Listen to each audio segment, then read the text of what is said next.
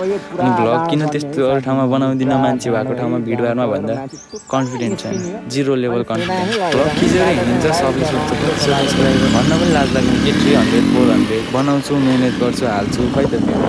अस्ति video part 1 भनेर हाल्दै थिएँ, खै त्यसमा 50+ भ्युज छ। अनि के भयो 50+ भ्युजले त हामीले त्यत्रो मिहिनेत गरेको सबै आफ्नो मनै मरिदिन्छ क्या।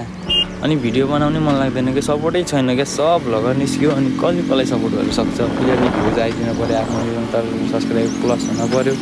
त्यति भएपछि त जस्तो ठाउँमा पनि कन्फिडेन्ट आउने रहेछ क्या। सब्सक्राइबर नभएपछि त भ्लग बनाउनु पनि कन्फिडेन्ट नआउने के, लाज लाग्ने छे त्यसले के भन्ने होला, यस्तो सब्सक्राइबरै छैन, यस्तो दुःख गरेर हिँडेर भन्ने हो कि यताउति भन्ने हो कि भने एकदम लाज लाग्ने क्या। म चाहिँ त्यो पोइन्टले अगाडि बढ्न नसकेको हो क्या। अलिअलि सब्सक्राइबर भेटाएको भए, मैले अलिअलि भ्युज भेटाएको भए चाहिँ म अगाडि बढ्थेँ क्या।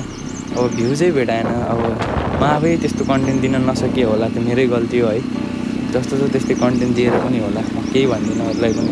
अडियन्सहरू त जे राम्रो देख्यो त्यही हेर्ने, मै उस्तै छु। युट्युबमा जे रमाइलो राम्रो देख्यो त्यही हेरिदिन्छु। अब आफ्नो कोसिस बेस्ट गर्छु। मलाई कन्फिडेन्ट पनि एकदम जिरो लेभलमा छ, कन्फिडेन्ट बढाउनु छ।